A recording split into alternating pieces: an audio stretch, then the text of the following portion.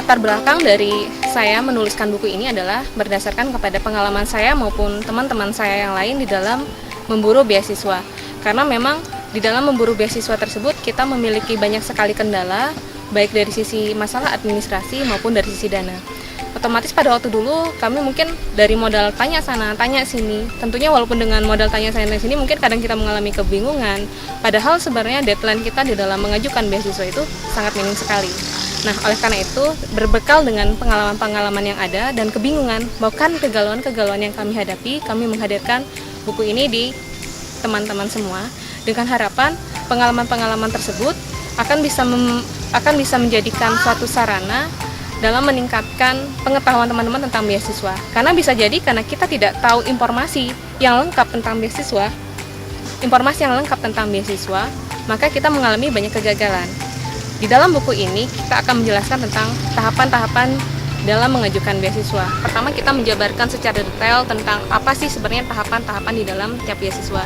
Dan tentunya kita di sini juga akan menjabarkan terhadap konkretnya dari misalnya contohnya adalah kurikulum vitae. Kita akan memberikan contoh langsung daripada kurikulum vitae yang baik, sehingga kita tahu mana hal-hal poin yang perlu kita tonjolkan dan mana yang mungkin kita samarkan. Dalam arti samarkan di sini adalah untuk bisa memaksimalkan potensi dari tiap-tiap poin tersebut. Di sini buku ini sangat baik atau misalnya sangat direkomendasikan untuk semua saja yang memang memiliki cita-cita untuk kuliah ke luar negeri, yang ingin mendapatkan beasiswa secara gratisan, para sarjana yang ingin lulus S2, para S2 yang ingin lulus S3, atau misalnya mereka-mereka yang memiliki cita-cita yang tinggi di dalam dunia pendidikan ataupun mereka yang cinta belajar. Sebenarnya memang banyak sekali teman-teman yang memang ingin mencari beasiswa itu kebanyakan mengambil beasiswa umum. Padahal sebenarnya banyak sekali beasiswa-beasiswa yang tidak bersifat umum. Salah satu contohnya adalah beasiswa dengan pendanaan khusus. Nah, oleh karena itu di sini saya akan menjabarkan bahwa sebenarnya memang kesempatan kita untuk mendapatkan beasiswa itu adalah sangat tinggi sekali gitu. Misalnya saya kuliah di UI, kalau misalnya saya tidak mendapatkan beasiswa, untuk awal masuk saja mungkin kita butuh biaya untuk 25 juta. Kemudian per semesternya adalah 15 juta. Nah, apalagi gitu ya. Kalau misalnya kita kuliah ke luar negeri, jangan salah, bisa misalnya minimal ranknya antara 100 juta sampai dengan 1 miliar atau bahkan lebih, terutama untuk mereka yang kuliah S3 yang memang harus untuk menjalankan risetnya saja membutuhkan dana yang sangat wow. Oleh karena itu kalau misalnya dengan ada beasiswa ya semua hal tersebut bisa tertackle dengan baik. Buku ini kita sebut dengan istilah peta karena bisa kita tahu ya, mungkin kalau misalnya kita ingin pergi dari misalnya dari Bandung ke Jakarta dan kemudian kita tanpa menggunakan peta tuh kita akan nyasar. Setelah nyasar kita akan tersesat. Tetapi kalau misalnya dengan kita menggunakan peta, kita bisa dipastikan akan menemui tempat tujuan kita dengan tepat, pasti, efisien, dan efektif. Beda tentunya dengan misalnya kita tanpa menggunakan peta yang mungkin tadi saya sebutkan akan nyasar.